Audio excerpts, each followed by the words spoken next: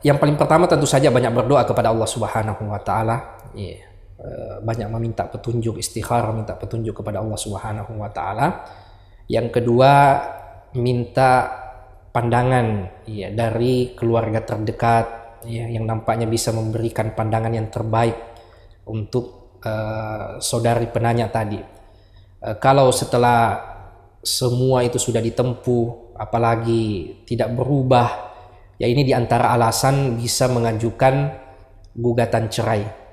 Ya karena sudah berlarut-larut, sudah sampai di penjara, ya laki-lakinya justru ya malah menjadi beban bagi istri, HP-nya sampai dijual, ya dan yang lainnya, ya maka ini bisa menjadi solusi. Ya la khaira fi, tidak ada kebaikan ya untuk senantiasa mempertahankan ya rumah tangga bersama dengan laki-laki yang tidak bisa menunaikan kewajibannya kepada Allah Subhanahu wa taala, juga kewajibannya kepada keluarganya. Ia hanya menjadi beban bagi istrinya.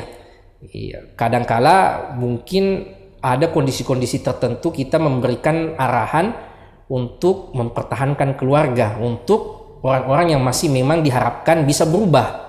Tapi orang-orang yang meninggalkan kewajibannya kepada Allah Subhanahu wa taala, kewajibannya kepada keluarga, tidak menafkahi lagi, bahkan justru menggorgoti keluarganya, ya, bahkan sampai keluarganya, ya, istrinya yang membanting tulang jualan keliling, lalu ia dengan kebiasaannya memakai narkoba dan seterusnya sudah sampai di penjara dan seterusnya. Nah, ini diantara hal-hal yang dibenarkan bagi pihak istri untuk menggugat cerai suaminya.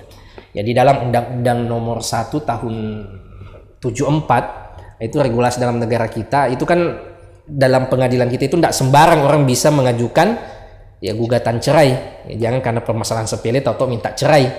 Ya di antara alasan yang dibenarkan itu yang pertama ya jatuh dalam zina, ya termasuk yang disebutkan tadi ya kecanduan judi, ya kecanduan minum-minuman keras. Itu negara kita memberikan peluang untuk gugat cerai.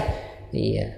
Kemudian yang kedua, ya di antara alasan yang bisa kita jadikan sebagai pijakan untuk bagi para muslimah untuk menggugat cerai itu kalau suami meninggalkan atau istri juga meninggalkan pasangannya ya selama 2 tahun tanpa keterangan, ya tanpa izin dan seterusnya. Kemudian dipenjara, sang suami atau pasangan dipenjara 5 tahun minimal, ya sehingga dia tidak bisa menunaikan kewajibannya. Ini diantara alasan yang bisa diterima di regulasi negara kita untuk mengajukan gugatan cerai. Kemudian KDRT, penganiayaan, ya sebagian istri itu memilih untuk bersabar, fisik dan jiwanya itu sudah terluka ya menghadapi suami yang KDRT.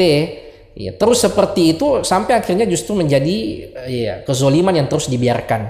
Maka ya negara dalam hal ini memberikan ruang ya untuk bisa mengajukan gugatan cerai. Kemudian yang kelima itu misalnya penyakit atau cacat yang menyebabkan pasangan tidak bisa memenuhi kewajibannya ya sebagai seorang suami.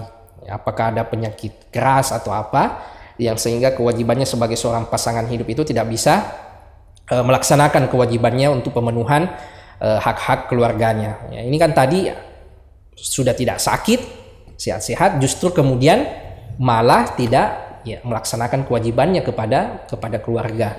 Ya, di dalam KHI pasal 116 ditambahkan oleh ulama kita yang selanjutnya yang dibenarkan untuk mengajukan gugatan cerai dengan pelanggaran terhadap sigot ta'liq. Ada namanya sigot talak itu pada saat kita akan akad, ya kapan dilanggar maka sang istri bisa mengajukan gugatan cerai ke pengadilan. Dan yang terakhir kalau murtad ya, sampai pindah agama, itu juga bisa menggugat. Ya kalau kasus yang disampaikan oleh ibu yang bertanya tadi, itu sudah masuk, ya masuk sebagai alasan yang bisa dipertimbangkan oleh hakim untuk memisahkan rumah tangga tersebut. Ya karena ini bisa memudaratkan kepada sang istri jika hal-hal yang seperti ini terus dibiarkan, kecanduan narkoba, kecanduan judi, baru tidak kerja, ya uangnya justru diambil dari istrinya yang cuma jualan keliling, HP istri pun dijual dan seterusnya. Ini kan keterlaluan. Ya, jangankan ya sekedar yang seperti itu, tidak memberikan nafkah saja itu sudah merupakan hutang baginya kepada istrinya, maka bagaimana lagi kalau ia yang menggerogoti harta istrinya, waliyadzubillah. Jadi seperti itu, wallahu taala. Baik. Ya. Sedikit penekanan dari pertanyaan beliau ini, kan dia sudah 2 kali. 2 kali talak. Ya, 2 kali suaminya menyebut kata talak. Kalau permasalahan talak 3, dia belum sampai talak 3 ya, karena baru 2 kali talak. Iya. Talak 3 itu kan kalau artinya dia sudah 3 kali mengucapkan talak. Sementara pada kasus tadi itu baru 2 kali talak. Masih ada limitnya itu 1 kali lagi. Kapan jatuh lagi talak yang ketiga, maka sudah menjadi bainuna al-kubra, ya sudah menjadi talak 3.